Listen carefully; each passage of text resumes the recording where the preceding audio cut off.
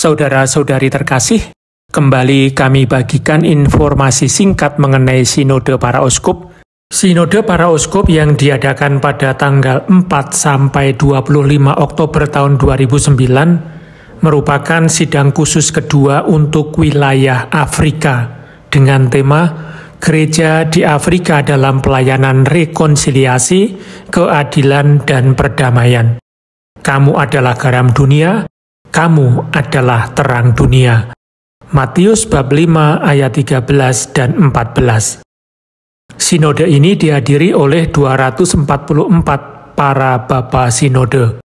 Pada tanggal 13 November tahun 2004, dalam simposium para uskup Afrika dan Eropa yang diadakan di Roma, Paus Yohanes Paulus II menyambut keinginan Dewan Khusus untuk Afrika dan menanggapi harapan para pastor Afrika mengumumkan diadakannya sidang khusus kedua untuk Afrika.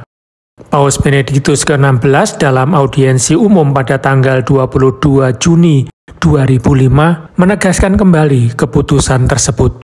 Selanjutnya, Paus Benediktus ke-16 bekerja sama dengan Dewan Khusus untuk Afrika merumuskan topik sinode Gereja di Afrika dalam Pelayanan Rekonsiliasi, Keadilan, dan Perdamaian.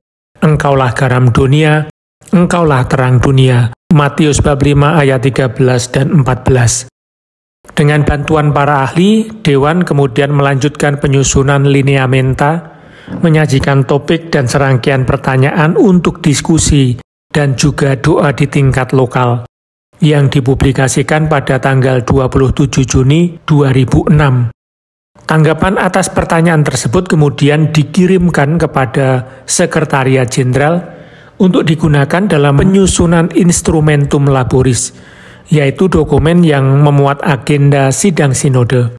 Paus Benediktus ke-16 secara pribadi menyerahkan dokumen tersebut pada tanggal 19 Maret 2009 kepada Presiden Konferensi Para Uskup Afrika selama kunjungan apostoliknya ke Kamerun dan Angola.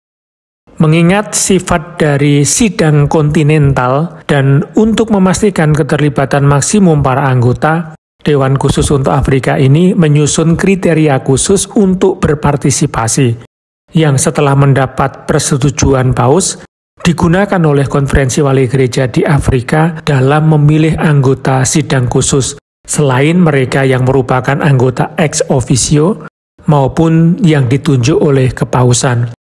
Dalam sidang khusus kedua, para Bapa Sinode memberikan perhatian pada berbagai realitas gereja di benua Afrika, khususnya rekonsiliasi, keadilan, dan perdamaian, agar gereja dapat merespon misinya sebagai garam dunia dan terang dunia dalam bidang sosial, budaya, dan juga keagamaan.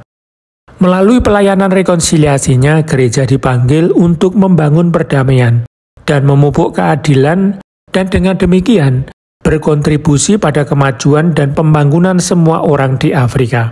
Sidang sinode pertama yang menyerukan gereja di benua itu untuk membarui dinamisme dan harapan, kemudian dikenal sebagai Sinode Kebangkitan dan Pengharapan. Lalu yang kedua, karena konsentrasinya pada misi gereja, sering disebut sebagai Sinode Pentakosta Baru.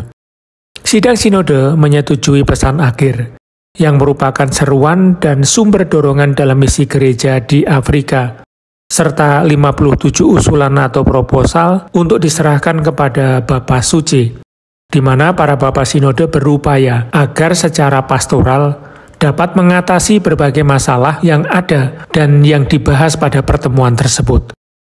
Dewan Pasca Sinode yang dipilih dalam sinode selanjutnya mengadakan berbagai pertemuan untuk menganalisis hasil sidang sinode dan menyusun kontribusinya untuk kemudian diserahkan kepada Bapa Suci dalam penyusunan anjuran apostolik pasca sinode yang berjudul Afrique Munus dalam kunjungan apostoliknya ke Benin pada tanggal 18-20 November 2011. Paus menandatangani dan menyampaikan anjuran apostolik pasca sinode kepada gereja di Afrika dan juga seluruh dunia. Itulah informasi singkat mengenai sinode khusus kedua untuk wilayah Afrika. Semoga berguna. Terima kasih.